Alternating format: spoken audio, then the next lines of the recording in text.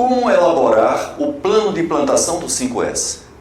O plano de implantação do 5S tem como objetivo orientar o seu desenvolvimento por toda a empresa de forma coordenada, definindo os objetivos, as metas e a estratégia a ser utilizada.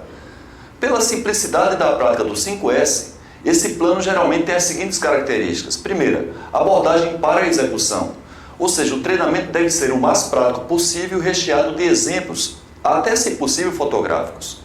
Abrangência para todos os órgãos e todos os níveis hierárquicos. Plano específico para áreas puramente administrativas, pois esses ambientes tendem a se limitar a um descarte inicial de documentos físicos e de alguns recursos obsoletos. Passada a fase do lançamento do 5S, ele não consegue efetivamente avançar no mesmo nível que as áreas operacionais, limitando-os a fazerem maquiagens em vésperas de auditorias.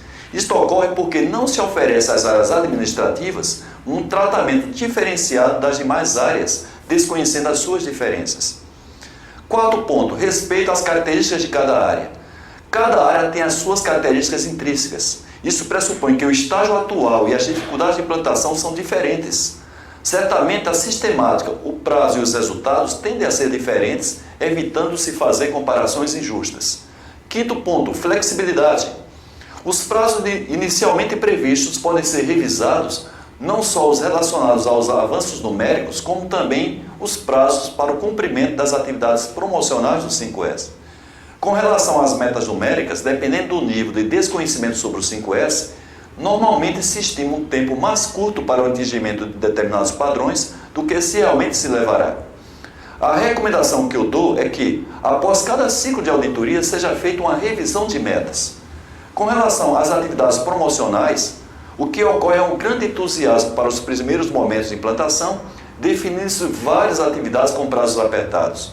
A recomendação que eu dou é que nos 3 primeiros meses o plano seja revisado quinzenalmente, posteriormente mensalmente, até chegar ao momento de maior estabilidade, quando o plano poderá ser revisado semestralmente. Sexto ponto, desenvolvimento de atividades do 5S inseridas na rotina das pessoas. O 5S não pode ser considerado uma atividade fora da rotina das pessoas. Ele é a própria rotina. Por isso, o cumprimento do que for estabelecido deve ser executado firmemente nos trabalhos do dia a dia, dedicando parte do tempo às melhorias. Isso deve ficar bem claro para que os líderes não façam do 5S somente quando as pessoas tiverem tempo disponível.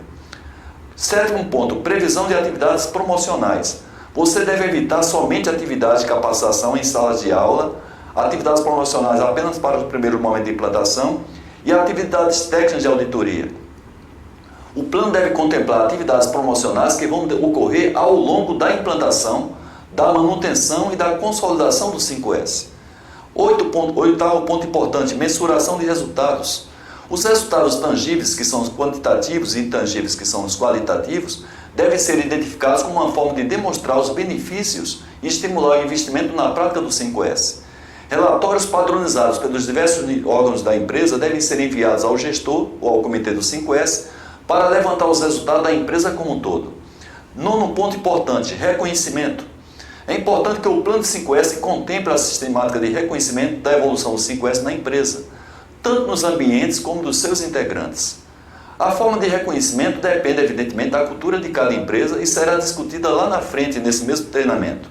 A formatação do plano. A maioria dos planos apresenta o detalhamento das atividades, formato de planilha, como é o caso do chamado 5W1H, devido às iniciais das palavras em inglês. É o que fazer, que são as etapas, por que fazer, que é o objetivo de cada etapa, onde fazer, que é o local onde a etapa será realizada. Isso poderá estar intrínseco na própria descrição da etapa. Quem vai fazer, que é o responsável por fazer a etapa acontecer, não obrigatoriamente é o executor da etapa. E quando fazer, que é o prazo para o início e o fim de cada etapa, ou a frequência com que a etapa será realizada. Como fazer? É o procedimento de como a etapa será realizada. Dependendo do desembolso necessário para a concretização de determinadas etapas, surge mais um H, que é o how much, quanto custa, que é o orçamento para a etapa. Nos meus livros você encontra exemplos de planos de implantação em suas diversas fases.